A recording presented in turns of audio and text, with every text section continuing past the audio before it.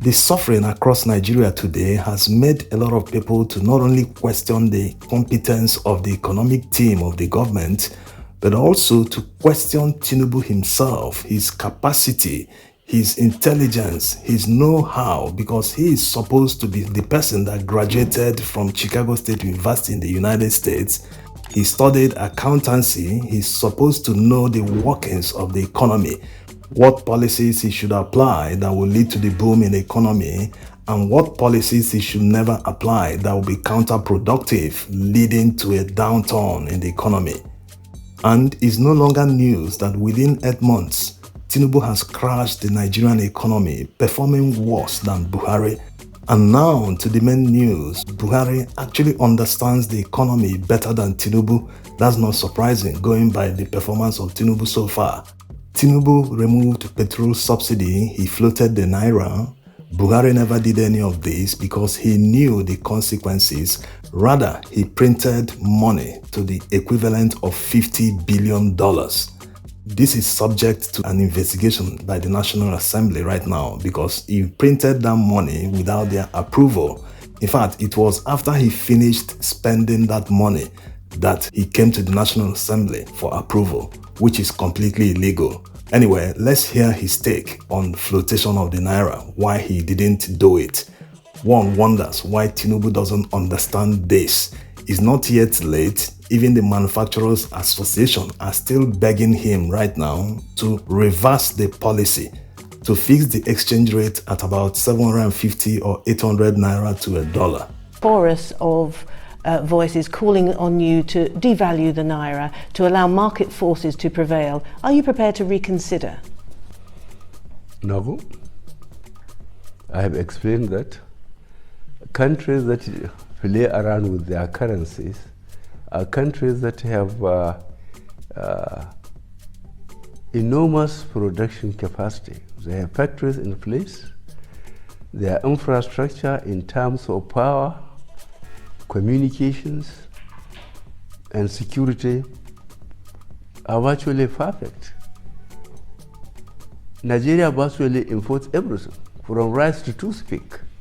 Buhari is a former military general. He has never played any role in the private sector.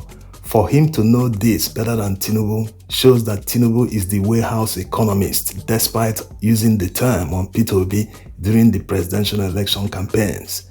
He specializes in taxation. That's why P2B advised him yesterday that they should stop the unnecessary increase in customs duty. Every day they increase the customs duty. The last time it was about 1,500 and something Naira to a dollar.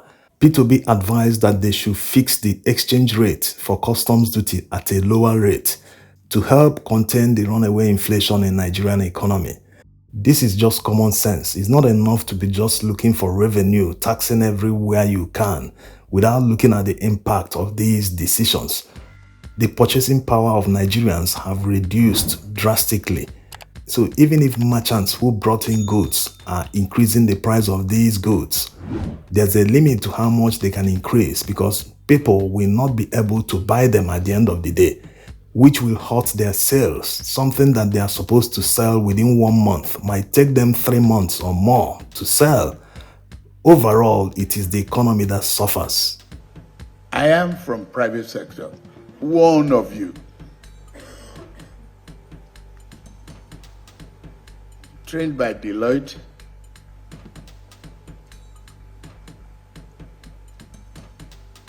Worked for Mobil, ExxonMobil, until I got to become the treasurer of the corporation. And from there, I've governed Lagos for 8 consecutive years. And today, I can brag, beat my chest, that Lagos is on the horizon. It is the 5th largest economy in Africa, from zero. The fact that we always point out what the government is doing wrong and try to proffer solutions doesn't necessarily mean that we hate the government or the people in power. Yes, some people in the comments try to spread that narrative, People in government, if they can't tolerate criticisms, then they should do the right thing or resign. Every public figure must tolerate criticism because they are serving the public. If you can't take the heat in the kitchen, then get out of the kitchen. That's how it works. Tinubu was at the forefront criticizing Goodluck Jonathan at the time when he was in power before his own party took power in 2015. So he's not immune to criticism. And the worst part is that he's not even doing better than the past administration. He's doing worse. Imagine someone that is doing worse than Buhari. No one ever imagined that Buhari could ever be better than any future president. And calling out the government doesn't necessarily mean the enemy of my enemy is my friend, that anyone criticizing the government, whether correct or wrong, is right. No.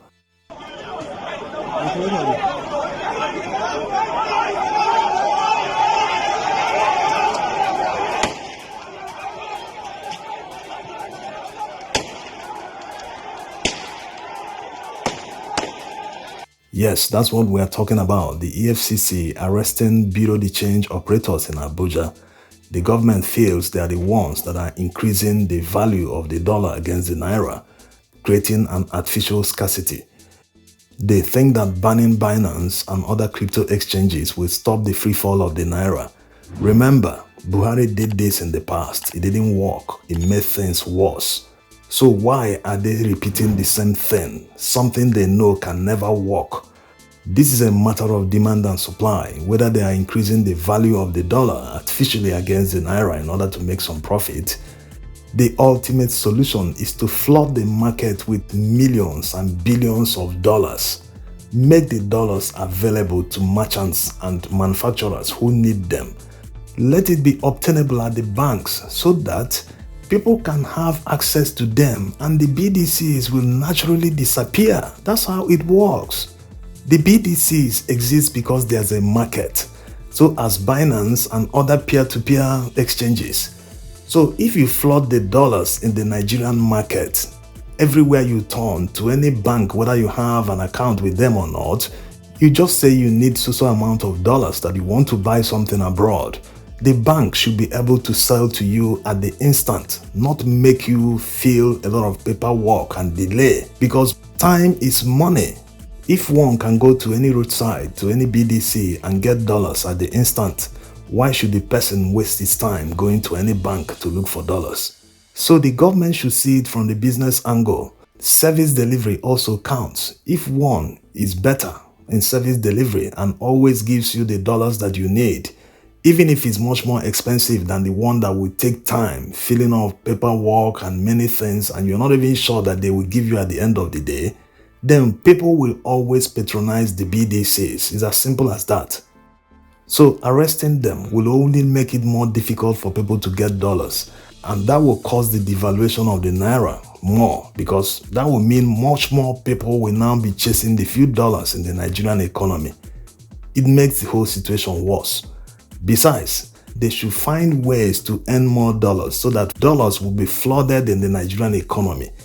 If there is sufficient dollars in this economy, you will see the value dropping down. The Naira will start gaining because fewer Naira is now chasing more dollars. That's how it works. This is pure economics. Let's not forget that the government brought this situation upon Nigerians. They floated the Naira, they devalued the currency, and they have continued to benefit from the devaluation of the currency because they are making more money. Since the government earns dollars in revenue and the Naira has become devalued, that means more money in the treasury for their expenditure. So the government is benefiting. They should stop pretending as if they want the exchange rate to come down. Meanwhile, they were the ones that put it up there where it is today. I'm not worried about the exchange rate that the same, because the salary should be in Naira. And you are not an importer or exporter.